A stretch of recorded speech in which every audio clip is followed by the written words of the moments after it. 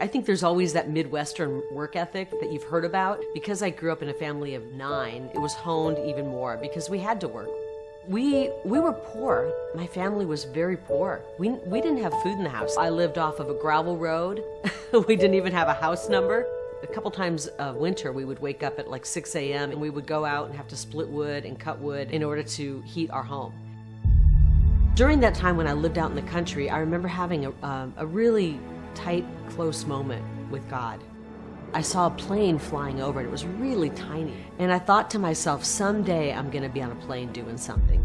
And I had this God moment where it was almost like God said to me, you are going to be on a plane. You're going to go places. You're going to do something big. You and I have a rendezvous with destiny. Ronald Reagan was my hero, and he is the reason that I registered the day I turned 18 as a Republican. I look at that college degree at the University of Iowa.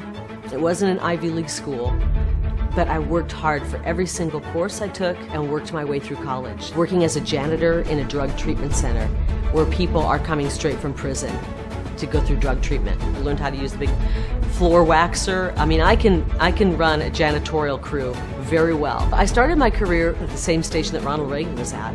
I got my first on-air job and I was there for about 1.5 years and I got a call from Phoenix. And let's go to Kari Lake. I am taking you along here in Arizona. And I just fell in love with Arizona. And the people fell in love with me too. Kari Lake, known in Arizona as a charismatic newscaster. He's a lion, hear him roar. A staple on Phoenix TVs for more than 2 decades. This was back when people did tune in. They tuned into the news at 5. It was based on trust and friendship. I felt so blessed having a 27-year career covering this beautiful state and the great people of Arizona. And I treasured my career and that job. It meant the world to me for all of those years. But like so many Arizonans, and frankly so many Americans, I woke up to a lot of reality during COVID. I realized that there was an agenda being pushed by the media. And this is extremely dangerous to our democracy.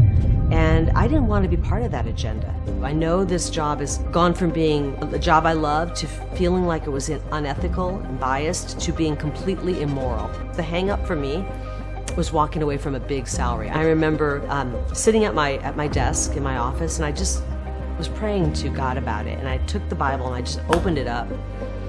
1 Timothy chapter 6, verse 7. You bring nothing into this world and you take nothing out of this world.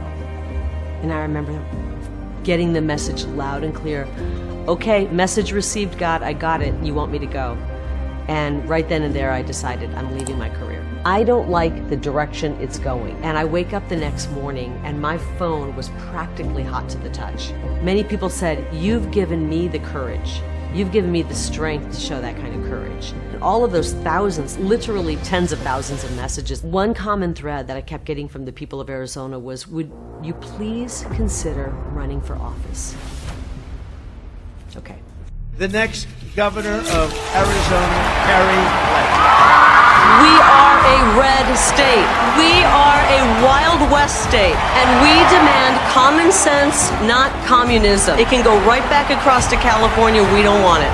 It's funny. I think that job, janitor, might be the job that prepares me most for politics. If you want to keep pushing propaganda, your days are numbered. Because the people don't like what you guys are peddling. I'm not afraid of the fake news. I'm not afraid of the globalists. It is no longer the party of warmongers. Wake up, Joe. We will rip them to shreds before they get their hands on our kids. We're going to lift everybody up. We will never stop fighting for the unborn. Kari Lake is strong. I'm not afraid of the cartels. Arizona, we got to save ourselves. Day 1, we declare an invasion on our southern border. There will be no mandates and no lockdowns to restore quality of life to Arizona.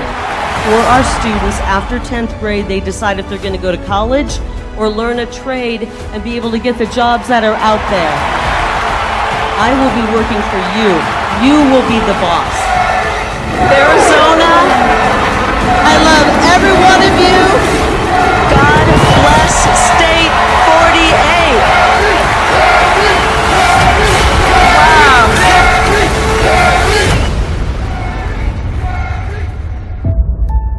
Maybe God is tapping me on the shoulder, saying, this is what I freed you up for. This is what I freed you up for. We can't wait to see what you do when you grow up. I'm gonna be just like you.